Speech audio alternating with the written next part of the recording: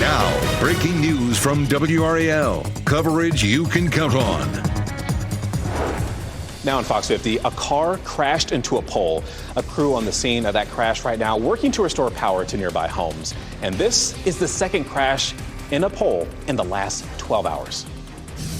And we have some rain overnight, especially in the north. Now we have a few sprinkles that are starting to pop up. I'll show you when we can see the clouds clear and the sun warming things up. And kids killing kids. How local leaders are responding after a 14-year-old was arrested in connection with a 15-year-old's murder. Plus, time is ticking. The midnight deadline more than 2 million federal workers face to return to the office or resign. We'll have all of those stories coming up for you here on your Thursday morning. Thanks for joining us. I'm Michelle McConaughey. I'm Chris Lemongood. Thursday morning. It like echoed in my head because I'm like, it's not Friday. Thursday. It's Thursday. We're almost there. All right, we've got Elizabeth Gardner getting your forecast for you today. It's going to be a nicer day than we probably saw yesterday. Definitely. Yesterday, just gross. It was cloudy. It was chilly. It was breezy, damp. So this morning, it looks like that still. We're cloudy. We had some rain overnight, especially in our northern counties. And now a couple of patches of drizzle are starting to show up in some places. So the atmosphere's got a lot of work to clear this out. But potentially, after we get past lunchtime, the winds will shift to southwesterly and start to clear this out and allow our temperatures to warm up. This is a live look at Fayetteville right now. It looks a little damp out there in a few spots. We're definitely seeing a lot of cloud cover and cool temperatures too. Temperature 41 right now in the Triangle. It's 42 in Fayetteville, 39 in Rocky Mount, 36 in South Hill. As long as it's cloudy, it stays cool, and that air mass is pretty heavy. So we're going to have some strong winds this afternoon to clear it out. But if we do, we'll see highs between mid-60s to around 70. Still a roller coaster for the rest of the week, Ken. 801 Elizabeth. We're staying on top of that situation in West Raleigh. A crash that cleared recently, but still there's some delays in the area. We're talking about Brooks Avenue, near Wade Avenue. Let's get right to Nick Perlin in the WRAL breaking news tracker to set the scene for us. And Nick, I see Raleigh police cruisers are still there on the scene. Again, they're still there, and they actually put up some crime scene tape right here, blocking off this stretch of Bar Mettler Street right near Brooks Avenue. As you can see here, this pole, this utility pole, is it almost snapped. You can see the break right there. This happened after a car ran into it early this morning at around 5:45. We know the driver is okay and was not arrested. It was just an accident, but this part of Bar Mettler Street is closed right here on Brooks Avenue, and around 70 people in this neighborhood are without power because of this utility pole behind me. They're working to repair it right now. Duke Energy estimates at around 9:45 the lights will be back on, but still, you will see some police cruisers if you're headed down this stretch of Brooks Avenue. I'm still seeing traffic move at a pretty normal rate here, Ken, but if people just want to get around this and don't even want to mess with this, what's a good way to do that? Yeah, that's a good point. And yeah, the good news is that traffic is getting through right there in that area, because this is where it's happening. And you've also got Dixie Trail as an alternate route. So just keep that in mind if you're about to head out. And there's a number of neighborhood streets there in West Raleigh that you can take. The other troubled spot, we've been reporting this crash on I-40 westbound near Rock Quarry Road, off to the shoulder of the road, really in the clearing phase. Traffic is moving through nicely, so that's really some good news there. There are a couple of incidents on Capitol Boulevard that I want to bring your attention to, not really affecting traffic, except the one maybe on Calvary Drive that's close to Lewisburg Road, because right now we're looking at an 11-minute delay coming in from Wake Forest this morning, and a 3-minute delay if you're in Nightdale coming into the capital city. Some growing congestion there on US 1 coming in from Apex. Now keep an eye on that to let you know how much that's going to continue to affect your morning commute.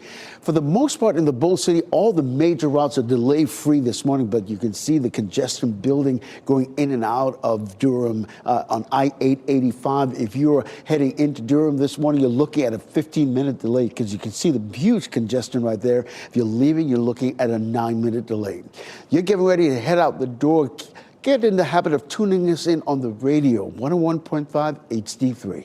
It's really handy to have that on the go. Thank you, Ken.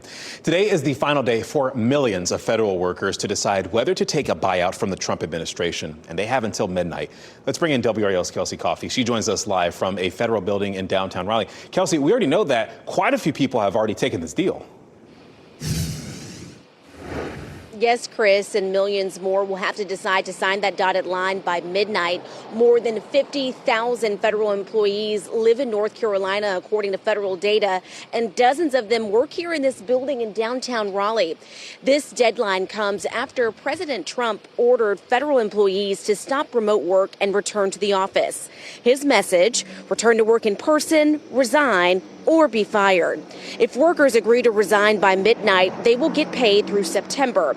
Most full-time federal employees are eligible for this, but there are a few exceptions, like the military, U.S. Postal Service employees, and positions related to immigration enforcement or national security.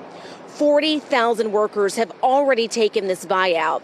That's about 2% of the people who were offered this deal. Several federal workers unions have filed a lawsuit to try and halt this deadline. A hearing for that is scheduled for this afternoon at 1 o'clock. Kelsey Coffey, WRAL News, live in Raleigh. This morning, just before 5:30, NC 210 in Johnston County reopened. A crash brought down power lines near Lake Magnolia Way. Power was knocked out to about 100 homes for about 7 hours. Troopers say the driver is charged with DWI. A passenger in that car was taken to the hospital and is expected to be okay. And tonight, staff at Durham Public Schools will take the next step toward addressing their budget shortfall. Durham Public Schools announced last month that its budget is $7 million short. Since then, staff have been able to find funding to close that gap by about 76%. A large portion of that comes from leftover Mackenzie Scott funds. Durham Public Schools got an $18 million grant from the philanthropist back in 2022. The school board will get an update on the budget during a work session that begins at 5:30 tonight. A 14-year-old boy in Durham is in jail because he's accused of killing a 15-year-old. He's also accused of firing shots at a state trooper in a separate case. That teenager is charged with murder in the shooting death of A.J. Clendenning on January 11th. He's facing 20 other charges in connection with a chase with state police in which shots were fired at a trooper, according to investigators. Durham Mayor Leonardo Williams says he is fed up with stories like this, especially involving young people. He says programs such as the Bull City Future Fund are working to steer them in the right direction, but real change starts at home. There is no other way. We have to do it as a community. We have to make sure we're responding with policy. We have to make sure we're parenting. We have to make sure that our justice system is working. If not, we're going to continue the same thing over and over and over. Now, this is something we'll continue to follow here, as we've learned that we've reached out to Durham Police to learn more information about the 14-year-old, and he's being held in secure custody at last check. Today, the State Board of Education will discuss its legislative priorities for the upcoming session. State Superintendent Mo Green will deliver a report to the board beginning at 10 a.m. Yesterday, the board examined crime and discipline data from the schools across the state. Today, education leaders will go on the record voting for what they believe the biggest needs are in North Carolina schools. Right now, Democratic senators are on the Senate floor protesting one of President Donald Trump's cabinet picks. Russell Vought is who Trump wants to be director of the Office of Management and Budget, and they have been speaking for about 17 hours now, and they're expected to keep going all day. Democrats are holding what they call a talkathon. They're filling the 30 hours they're allotted for debate about a confirmation. Vought passed through his Senate committee hearing with a unanimous vote, and the hours of speeches are not expected to affect the final vote on Vought. And this vote, he's likely to be confirmed along party lines once the 30 hours end, and he is actually a co-author of Project 2025. He also served as a platform policy director for the Republican National Committee. This morning, the Johnston County School Board will vote on who will fill the seat vacated by Ronald Johnson. The board will vote on his replacement in about 20 minutes at 8:30. Johnson was found guilty last month of extortion and other crimes. Testimony in the trial included sexual affairs with Johnston County school employees and other accusations. A judge sentenced him to at least 6 months in jail. A student at a school in Franklin County will face discipline and possible charges. That's because they were caught with a loaded firearm. The principal of Bunn High School says that student was searched after being pulled into an office for a disciplinary matter. Well, that's when they found the firearm. The principal says there's no evidence, though, the student intended to harm the school. A man in Moore County is charged with multiple offenses involving a child. 27-year-old Charles Owens is charged with abducting a child, taking indecent liberties with a child, soliciting a child on a computer, and exploiting a minor. Aberdeen police discovered this when they received a report of a missing child. During the investigation, officers say they found inappropriate communication between Owens and the juvenile. Owens is in the Moore County Jail with no bond.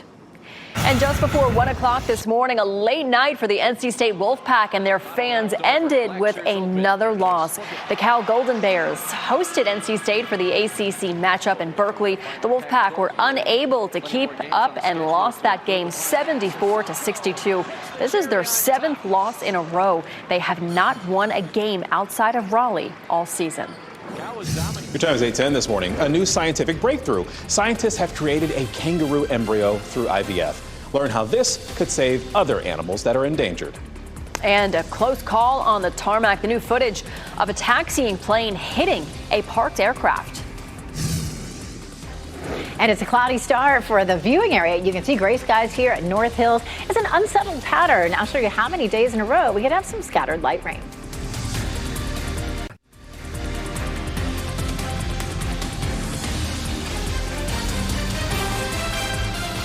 Welcome back on your Thursday morning as we take a live look over a super cloudy Wilson. You're watching WRAL News, available on Spectrum and the WRAL app on your TV or your streaming device. A lot of us seeing those clouds right now. If you were out earlier, like we were coming to work, I saw some sprinkles on the windshield this morning, Elizabeth. I think most of that has moved out.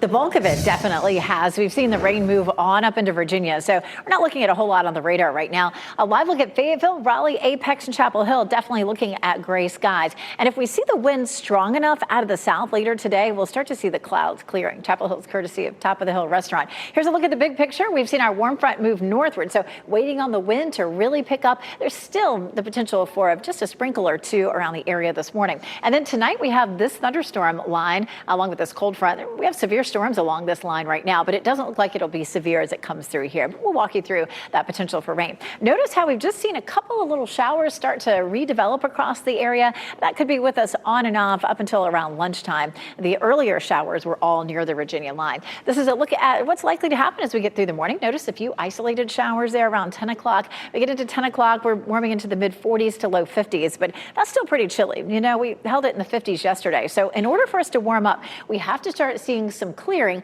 and that will happen when our winds shift to southwesterly. But if for some reason that doesn't happen or the winds aren't strong enough, we might stay in the 50s to low 60s all day. Otherwise, we should warm on up into the mid 60s to around 70 with some sunshine, and then see another round of some rain overnight. This will be with the cold front. This is 1 a.m. on Friday. You can see that rolls through first thing in the morning, but by the time we get to the morning commute, that should be all over. We'll see clearing skies and a warmer day for tomorrow. So we've got a 20% chance in for today, then overnight tonight. Saturday could be just a little drizzly, and then Sunday we'll have a small chance overnight. How about getting outside over the weekend? We're giving it a yellow light for Saturday. It's going to be cloudy and chilly again, maybe a little bit of light rain or drizzle. And then Sunday looks fantastic. We should see clearing skies. We've got a really nice Super Bowl forecast with temperatures nearly at or above record, 74 in Raleigh with a record 75, and in Fayetteville, 81 with a record 75. Likely to be dry for Super Bowl Sunday, but after that, we turn wetter again, Ken. Elizabeth, all new into the WRAL Traffic Center. We've got a situation brewing on I-885 right now in the northbound lane near Ellis Road. That crash just reported in the last 15, 20 minutes. This is a live look at I-885 at Ellis Road. We're not seeing the crash on this camera, but it's causing quite a bit of delays in both directions there on I-885. Take a look at what I'm talking about. If you're heading into Durham right now, you're looking at an 11-minute delay going into on 885. If you're leaving Durham, just about an 8-minute delay. So depending on where you are, you might want to use Miami Boulevard as an exit route if you're coming off of I-40 westbound, or even going past the Durham Freeway and exiting on Highway 55. Those are a couple of alternate routes. All the other major routes in Durham are relatively relatively delay-free at this hour. The other troubled spot we've been checking this morning, in West Raleigh, there's a crash that's already cleared, but the car ran into a utility pole as we take a live look at that scene. Raleigh police has that area blocked off, not Brooks Avenue, but the side street blocked off as power company crews assess the damage and figure out what they're going to do with it, because a number of residents are without power there in that particular area. But it's not really affecting your morning commute. But if you want to avoid that area, Dixie Trail and some of the other neighborhood streets there in West Raleigh, your best bet in terms of avoiding it. The other troubled spot, I-40 westbound. This crash really is in the clearing phase. This is the last vehicle that's about to be towed away, but traffic is moving nicely in all directions. You're getting ready to head out this morning? Tune us in on the radio, 101.5 HD3. Brand new information coming in from police in Ohio after Tuesday's mass shooting in a warehouse there. I'm Jeff Hogan in the WRAL Live Center. New Albany police, that's the Columbus suburb there, who are making the announcement today that a second person has died after this shooting. There are 4 other people in the hospital. We still don't know their condition at this time. It happened Tuesday night, and it sparked a large search from law enforcement agencies across central Ohio there. Bruce Reginald Foster III was arrested about 12 hours after this shooting right near Ohio State University's campus. Foster is accused of shooting 6 people and killing 2 of them now. Just tragic. Thank you, Jeff. President Trump's proposal to force Palestinians from Gaza and, quote, take over is not being received well globally. That includes here in Raleigh. We talked to a Palestinian American who grew up in Raleigh, and we talked to her about the president's statement. Samira Haddad says that her grandfather was forcibly removed from Palestine back in the 40s. He was never able to return, and her family lived as refugees for decades. She was emotional hearing the president describe a similar outcome for Palestinians, but she said people in Gaza will not abandon their home. I don't know what's going to happen. I don't know, what is his plans, but I can tell you that we know from history what happens when you leave your homeland, and Palestinians are not going anywhere. Reaction from Republicans has also been mixed. House Speaker Mike Johnson says that he would support the president, while Senator Rand Paul says, quote, we have no business contemplating yet another occupation. No one was hurt after a taxiing aircraft clipped the tail of a parked plane at Seattle-Tacoma International Airport yesterday. An airport spokesperson says the wing of a taxiing Japan Airlines jet hit a parked Delta plane. A ground stop was issued for the airport for about an hour. The passengers who were about to take off on that Delta plane were put onto a different flight. New this morning, a breakthrough from Australian scientists in bringing hope to the future of endangered marsupials. Scientists have created the first kangaroo embryo through in vitro fertilization, or IVF. Now, kangaroos are not endangered, but scientists hope they can apply this process to animals that are endangered. Animals such as koalas, Tasmanian devils, wombats, and possums, too. An autopsy report says a New York inmate was beaten to death by officers while handcuffed. Lawyers for Robert Brooks' family shared that report yesterday. Brooks died in December of last year, sparking protests. 13 correctional officers and a nurse were fired in connection to the death. Citing the New York findings, New York Governor Kathy Hochul said authorities should now move quickly to file criminal charges. And the NCAA says it will adopt the standards outlined in an executive order signed by President Trump banning transgender girls from participating in women's sports. NCAA President Charlie Baker said the order provides a clear national standard and that the governing body in charge of major collegiate sports in the U.S. would amend its policies to follow the new rules. This was a campaign issue for Republicans back in November. On the campaign trail and after he won, Trump referred to transgender women as men and pledged to keep them out of women's sports. 2 murdered adopted children, a foster care system with known challenges, and the steps being taken to try and fix the system. These are the subjects of an upcoming WRAL documentary. Foster and adopted kids who went through our state's social services are vulnerable and dying, and that's coming from people with connections to the system and state lawmakers. Avante Devin adopted 5 children between 2007 and 2013. And after police first reported Blake and London missing and then murdered, we began asking how Avante was able to adopt them and investigating the process she took to become a foster parent. There's no way on this God's earth that Ava could have gotten away with adopting 5 kids single and with 9 different aliases. There's no way. Now, that woman is Cherish Devon, one of Avante's adopted children. She says her adoptive mother made her dismember her brother, Blake. I interviewed her about the abuse she says she and the other kids suffered in the Devon household. Our documentary, Broken, Foster Care in North Carolina, dives deeper into the Devon case and explores what efforts lawmakers have tried and failed to achieve to address the foster system in our state. You'll also hear about the changes they're pushing for this year. And that documentary airs tonight at 7:30 p.m. on WRAL. You can also watch an extended version online at WRALdoc.com. And we'll have that available on our YouTube channel as well after the first broadcast. A strain of bird flu previously only seen in birds and people is now being detected in cattle. The Nevada Department of Agriculture says 6 dairy herds have tested positive for the strain. Experts are questioning how those cows are being exposed and whether the outbreak can be contained. Since last March, more than 950 herds across the country have been infected with bird flu. The 20th Annual Agricultural Development Forum comes to the Southern Farm Show today. Today's Ag Forum will look at the economic outlook for 2025 and include a panel discussion on Helene recovery. This is the largest agricultural expo in the Carolinas and Virginia. It's happening at the State Fairgrounds today and tomorrow. You'll find the forum in the Holzhauser building beginning at 9:30 this morning. Your time is 8:23. Just ahead, a midnight deadline. The big decision millions of federal workers have to make today as the Trump administration offers them buyout deals. As you get into your car, tune to WRAL News Plus on your radio. In Raleigh on 99.3 FM. In Durham, 96.5 FM. And everywhere on 101.5 HD3. Good morning and happy Thursday. Time now is 8:26. I'm Michelle McConaughey. A lot of us seeing those cloudy skies. Meteorologist Elizabeth Gardner here to tell us what we can expect for later on today.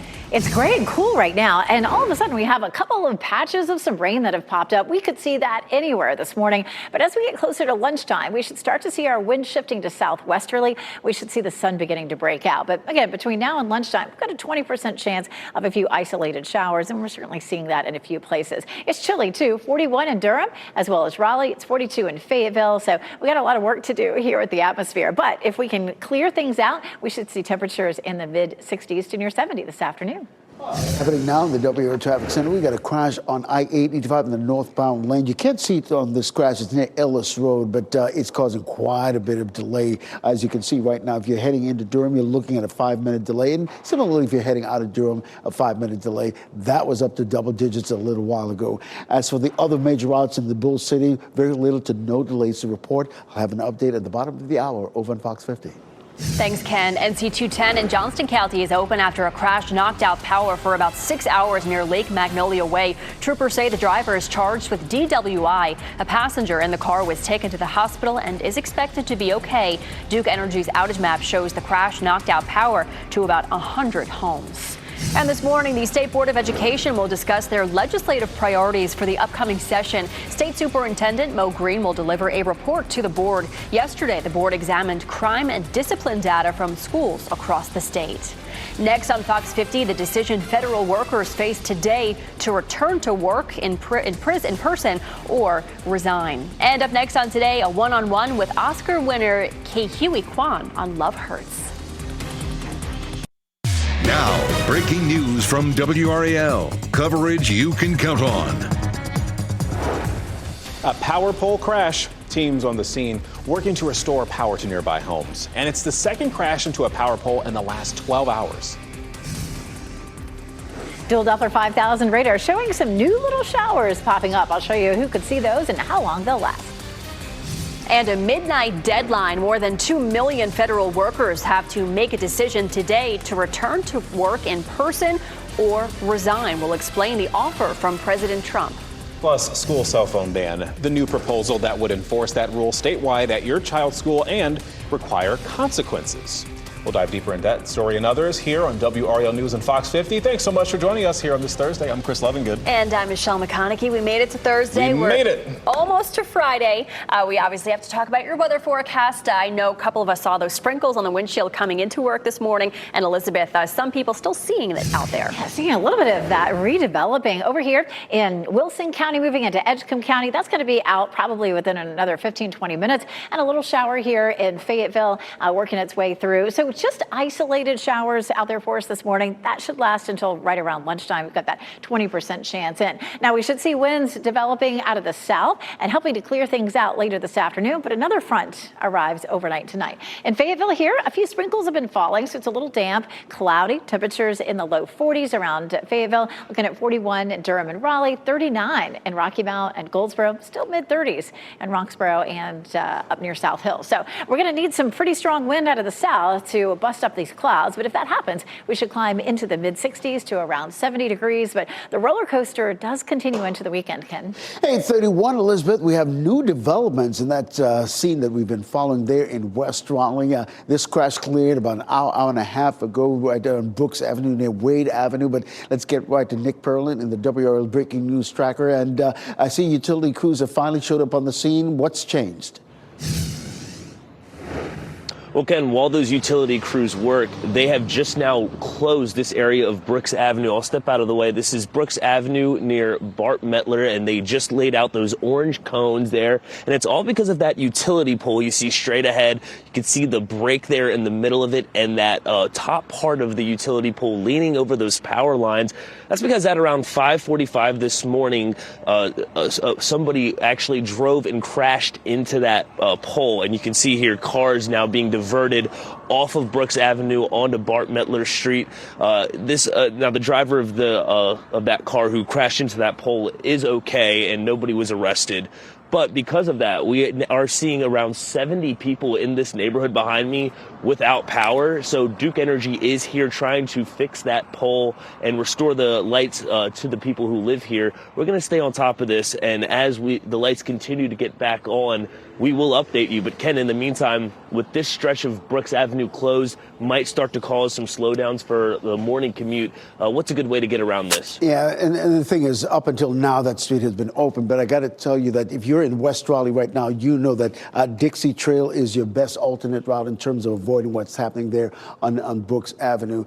There's some other neighborhood streets that you can navigate as well, but many of you who live in that area, you know those neighborhood streets I'm talking about, so those would be your best bet. There was a crash on I-885 near Ellis Road. It has since cleared, so traffic has really started to move nicely in both directions there in Durham. 885, you're just looking at a 6-minute delay if you're going into Durham, just a 4-minute delay coming out if you're heading in 885. As far as the other routes in the Bull City, very little to no delay, nothing really that's going to make you late this morning. As for the major routes coming into the capital city, the real troubled spot is Wake Forest Road, coming in from Wake Forest on US 1, you're looking at a 7-minute delay. By the way, that crash that was on I-40 westbound is completely cleared, so that traffic is flowing nicely on the southern loop of the Beltline, although you are running into a little bit of congestion around Lake Wheeler Road to Gorman Street. Getting out the door, tune us in on the radio. As always, we'll keep you updated, 101.5 HD3. Thanks, Ken. Today is the final day for more than 2 million federal workers to decide whether to take a buyout from the Trump administration. They have until midnight. WRAL's Kelsey Coffey tells us thousands have already taken the offer this morning. Federal workers will have the option to sign the dotted line until midnight tonight. More than 50,000 federal workers live in North Carolina, according to federal data, and dozens of them work here in this building in downtown Raleigh. This deadline comes after President Trump ordered federal employees to stop remote work and return to the office. His message, return to work in person, resign, or be fired. If workers agree to resign by midnight, they can get paid through September. Most full-time federal employees are eligible, but there are a few exceptions, like the military, U.S. Postal Service employees, and positions related to immigration enforcement or national security. 40,000 workers have already taken the buyout. That's about 2% of the people who were offered the deal. Several federal workers unions have filed a lawsuit to try and halt this deadline. A hearing for that is scheduled for this afternoon at 1 o'clock. Kelsey Coffey, WRAL News in Raleigh. NC 210 in Johnston County is back open after a crash that knocked down power lines. Now, those power lines came down near Lake Magnolia Way. Power was knocked out to roughly 100 homes for about 7 hours. Troopers say the driver was charged with DWI. A passenger in the car was taken to the hospital, but that person is expected to be okay. Tonight, staff at Durham Public Schools will take the next step toward addressing their budget shortfall. Durham Public Schools announced last month that its budget is $7 million short. And since then, staff has been able to find funding to close that gap by about 76%. A large portion of that comes from leftover Mackenzie Scott funds. Durham Public Schools got an $18 million grant from the philanthropist back in 2022. The school board will get an update on the budget during a work session, and that starts at 5:30 tonight. A 14-year-old in Durham is behind bars accused of killing a 15-year-old. He's also accused of firing shots at a state trooper in a separate incident. The teen is charged with murder in the shooting death of A.J. Clendenning on January 11th. He is facing 20 other charges in connection with a high-speed chase where shots were fired at a state trooper. And 3 children have been shot in Durham so far this year. Durham is also seeing an increase in younger people participating in crime. Police Chief Patrice Andrews tell us, as an officer and as a mother, she is outraged by the violence. Her message to young people: no matter how old you are, you will still be held responsible. The fact that you pull the trigger demonstrates that you are ready to and willing to take a life. And if you don't see the value in your life, then it's time for you to go away for the rest of your life. Andrews says for community members who want to get involved, mentoring even just one child can make such a big difference. Democratic veterans are speaking out against a lawsuit in the still unresolved state Supreme Court race. They're calling on Republican candidate Jefferson Griffin to drop his legal challenge. Democrat Allison Riggs is leading Griffin by more than 700 votes, but Griffin is asking the courts to throw out tens of thousands of ballots. That includes 5,500 overseas and military votes. Griffin says those voters should have been required to show a photo ID, but Democrats say state law does not require that. The case will be heard in a Wake County courtroom tomorrow morning. And back here in the WRAL Live Center, just got some information in the last couple of minutes about a bump in flight delays and cancellations out of RDU International Airport. I want to give you the big picture here as we take a look at the misery map here and look beyond the misery there and look at the weather pattern there from the Great Lakes to the northeast. This is the main culprit of some of the delays and cancellations nationally. 1,600 nationally, 500 cancellations, 1,100 delays. And historically speaking, when you have this early in the morning and you look at weather being the problem, this is only going to build throughout the day. And there's been a bump at RDU as well. I just refreshed this. 18 total delays at Raleigh-Durham International right now. Cancellations bumped up to 13 right now. We'll keep monitoring this right now and try to figure out a direction. A lot of these coming in from the north or flying out to the north. All right, Jeff, thanks for that. Well, people here and across the country are showing their displeasure with the actions of the Trump administration. This is video from the state capitol here in Raleigh, where hundreds of people marched yesterday. Protests happened nationwide as part of the 50-51 movement. That stands for 50 protests, 50 states, one day. The protests rallied against a series of issues related to President Trump. They include his cabinet picks, his immigration and LGBTQ policies, and the role Elon Musk is playing in his White House. Websites send accounts across social media that organized the protests, called for action with messages such as reject fascism and defend our democracy. A new bill would require North Carolina school boards to ban cell phones during class. Senate Bill 55 would also require a consequence for students who do not follow the rules. Currently, most schools ban cell phones during class, but the rules and the enforcement kind of vary. Many students say they do not enforce them because it's too time-consuming. Advocates for cell phone restrictions say they will help children focus and form better relationships. And if the bill passes, it would take effect next year. Self-destructing cell phone. A Fuquay-Varina man says his new iPhone randomly exploded. The warning he's giving as he waits for answers from Apple. And contaminated chocolate. The FDA has issued a recall for dark chocolate bars after reported allergic reactions.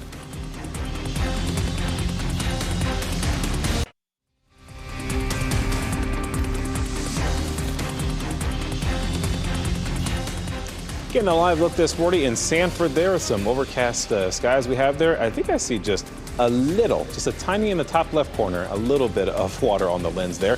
We've got meteorologist Elizabeth Gardner tracking what's happening right now in our area. Pretty calm for the most part, but some areas seeing a little bit of rain. We're definitely seeing some really active weather up into Virginia. That's going to affect folks in Mecklenburg County on and off. Another round of showers starting to move through there. And just in the last 30 minutes or so, we've had a little bit of light patchy rain develop along and east of I-95, especially the southern half. You can see a few showers just south of Fayetteville, stretching over toward Clinton and Goldsboro, and even up around Wilson. We've seen just a few showers in the last 30 minutes or so. We have, again, a very active pattern here. Our warm front has lifted northward. The winds should pick up this afternoon out of the southwest and help to clear us out. But we have another cold front that's producing some severe storms back to our west. That'll swing through late tonight, early tomorrow. There may be some rumbles of thunder, but I wouldn't expect any severe storms here. It looks like it'll be much weaker on this side of the mountains. Here's Futurecast again this morning. A few showers to the north. We couldn't rule out a sprinkle between now and lunchtime, but then after that, we should start to see that flow coming out of the southwest and drying things out, with the exception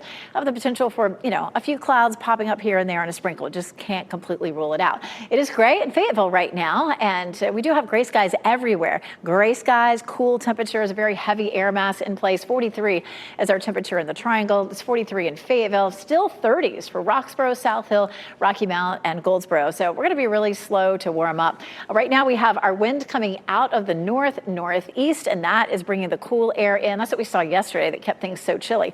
We'll have winds scatter for a bit and then start to really become steady out of the southwest. That's when we'll start to warm things up, and we'll begin to feel that during the afternoon. 70 in Raleigh, 69 in Durham, 75 in Fayetteville. But of course, that considers that we've got that strong southerly flow that comes in. Friday should be warm. Saturday, though, looks cooler, back into the 50s with clouds. Right now, Sunday looks like a really nice day to be outside. That's our big old Super Bowl Sunday. I'll show you how close we'll be to record highs on Sunday coming up. After that, it's pretty chilly and wet for much of next week.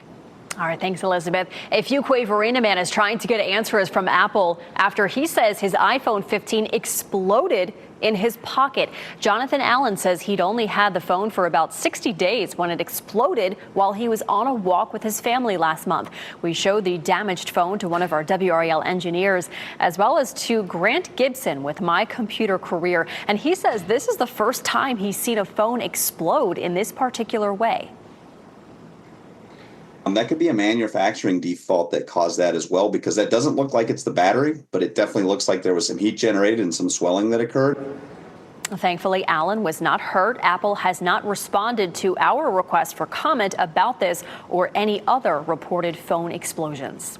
The federal effort to crack down on immigration is affecting more people than just people here illegally. We're now learning what it could mean for green card holders with criminal records. A Durham woman tells us that her husband was arrested by ICE last week, and he could now be deported. Heather Spink says her husband has had his green card since 2003. He faced felony drug charges in 2022, including death by distribution. He went on probation as part of a plea deal, and she says he was arrested by ICE last week. That happened when he met with his probation officer. As soon as he walked in, the probation officer took him to a conference room, and there were 4 ICE police in there, and they instantly said, "Put your hands behind your back." And court records show her husband faced more felony charges last year. That includes possession of a firearm by a felon. It's unclear, though, which charges led to his arrest. Mayors of some of the country's largest sanctuary cities will testify before Congress. A hearing on sanctuary policy is scheduled for March 5th. Democratic mayors from New York City, Chicago, Boston, and Denver all agreed to be there. Sanctuary cities have laws in place to limit cooperation with federal immigration enforcement actions. A House committee plans to question the mayors on what it says are policies putting public safety at risk. A man was rescued from an out-of-control boat after a medical emergency on a lake in Florida. You can see it right here. The recovery was caught on camera. You can see the boat spinning in circles when a sheriff's unit pulled up next to it, nudged it closer to shore, and a man jumped aboard. The rescuer turned the engine off and gave aid to the boater, who is expected to fully recover, but that looks pretty intense. Absolutely. All right, a North Carolina doctor warning now that we are not in the clear when it comes to flu season. The state reported 51 more people have died from the flu, bringing the total this season to 117. The flu now makes up nearly 12% of all emergency room visits, with nearly 1,500 patients being treated for the flu statewide. None of the deaths this year have been children. The majority of deaths were people over 65. We have a recall to tell you about this morning, linked to contamination in a chocolate bar. This is the product that I'm talking about, the Nugo dark chocolate chip and dark pretzel bars. The FDA says the bars could contain milk not labeled on the packaging. The agency says the product could cause serious health risks after 11 reports of allergic reactions from customers. The chocolates were sold in 13 states with Best Buy dates ranging from December 14th to December 23rd of 2025. Two men who may be linked to the burglary of Cincinnati Bengals quarterback Joe Burrow's home appeared in a New York court. The men are charged with conspiracy to receive stolen property. Prosecutors say they ran a pawn shop in Manhattan where a large number of stolen items were found. The men are due back in court tomorrow. Well, the NFL announced that it is going to Australia in 2026. The NFL says the LA Rams will be the designated home team for the game. This will be the first regular season game to be played in that country. The game will be played at the iconic Melbourne Cricket Ground. The Rams' opponent, as well as the date, well, that information hasn't been released just yet. And this won't actually be the first time the NFL has touched down in the country. The Broncos faced off against the Chargers in Sydney for a preseason game in 1999. The WNBA could be coming back to the Queen City. The league created some buzz around the idea after it filed a trade application for the Charlotte Sting. That was the name of the team in Charlotte from 1997 to 2007. It was one of the league's original 8 teams. The league also submitted applications for other trademarks like the Cleveland Rockers and Houston Comets. It recently awarded an expansion to the Golden State Warriors ownership group, which will start playing as the Valkyries in May. Toronto and Portland were also recently awarded teams. They begin next year. It's a big moment for the WNBA. Dinosaurs return to the big screen, and Elton John teams up with Brandi Carlile. Ashley Dvorkin has that and more in Hollywood Nation. This is Zora Bennett. I'm a mission specialist. Johansson fights dinos, Grammy winners collaborate, and Black makes an announcement in the Hollywood Nation. Are the main people in the cast of the Anaconda. Jack Black, along with co-stars Paul Rudd and Selton Mello, shared an Anaconda reboot update. They revealed through song fellow cast members Tandue Newton, Steve Zahn, and Daniela Melchior. The film centers on friends remaking their favorite childhood movie in the jungle, where unexpected events have them fighting for their lives. It's in theaters December 25th. These two verses are beautiful. Elton John and Brandi Carlile are releasing new music. The duo's collaborative album, Who Believes in Angels, comes out April 4th. The title track is available now. The record will include their 2025 Oscar-nominated song, Never Too Late, from the Disney Plus documentary Elton John, Never Too Late. Imagine Dragons head to the big screen. The rock band's concert film, Live from the Hollywood Bowl, will play in theaters March 26th and March 29th. The special cinema event was filmed during the final night of their 4-night residency and features the Grammy winners performing alongside the LA Film Orchestra. The dinos enter a new era in today's first looks. The trailer for Jurassic World Rebirth features Scarlett Johansson, Jonathan Bailey, Rupert Friend, Mahershala Ali, and Manuel Garcia Rolfo. The latest chapter in the franchise is set 5 years after the events of Jurassic World Dominion. The prehistoric giants roar back into theaters July 2nd. None of what you just said is good. Oh, we can't get enough of dinosaurs. All right, for the first time in 20 years, Ozzy Osbourne is reuniting with Black Sabbath for one last show. The group formed in Birmingham, England more than 50 years ago, and that's where they will reunite on July 5th. Osbourne posted on X that he will join Tony Iommi, Geezer Butler, and Bill Ward to play one final show at Villa Park. Tickets for the concert go on sale on Valentine's Day, with the profits going to various charities. And more help is on the way for small businesses in western North Carolina impacted by Helene. Governor Josh Stein announced the Duke Endowment has committed $5 million toward the Small Business Initiative Grant Program. And since the program was announced on January 31st, nearly 900 businesses have applied for the help. And before we go to break, here are your winning lottery numbers. We'll get another check on weather and traffic next.